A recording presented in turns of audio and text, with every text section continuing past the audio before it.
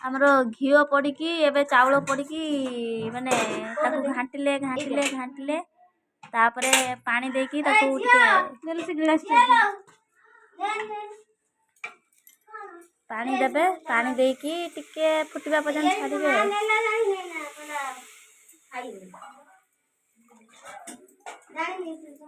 ତା ମାପର ଦିଆହବ ଚାଉଳ ମାପର।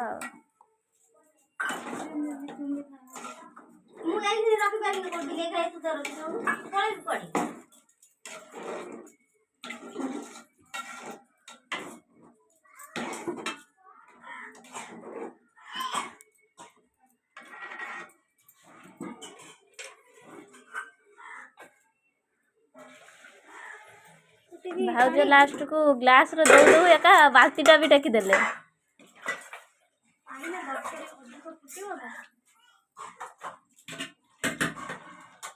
ସବୁ ବାଲ୍ଟିଏ ପାଣି ଦେଇଦେଲେ। ବାଲ୍ଟିଏ ପାଣି ଏକା ଦେଇଦେଲେ ଭାଉଜ। ଆଜି ଭାଉଜଙ୍କ ହାତର କ୍ଷୀରିଟା ବି ଟିକେ ଟେଷ୍ଟ କରିବା।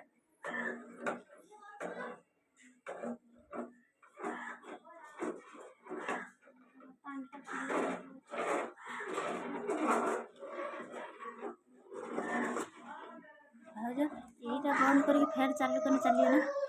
କୁହ। ଏ ପତ୍ରକୁ କହନ୍ତି କାମିନୀଖିଆ। ମୁଁ ଜାଣିନି, ଭଦ୍ରକରେ ଏପଟେ କାମିନୀଖିଆ ପତ୍ର କହୁଛନ୍ତି। ଆପଣମାନେ ଯଦି ଜାଣିଛନ୍ତି ଏ ପତ୍ରର ନାମ କ'ଣ ତାହେଲେ ପ୍ଲିଜ୍ କମେଣ୍ଟରେ କୁହନ୍ତୁ ଏ ପତ୍ରର ନାମ କ'ଣ। ଏଇଟା ଯେଉଁଟାକି ଆମର କ୍ଷୀରିରେ ପଡ଼େ। ପକେଇଦେଲି ପତ୍ର।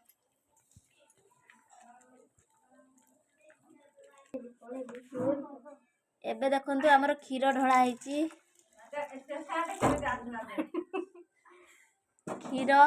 କ୍ଷୀର ହେଇକି ଏବେ ଟିକେ ନଟପଟ ଟିକେ ହେଇଗଲା।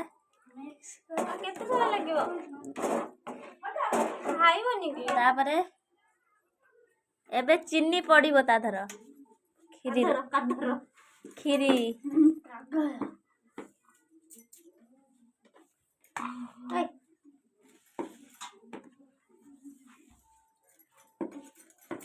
ଚିନି ପଇଲେ ପୁରା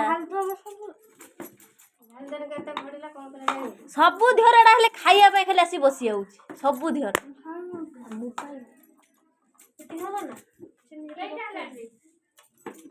ଚିନି ପୁରା ଟେଷ୍ଟ ହିସାବରେ ଚିନି ପକେଇବ।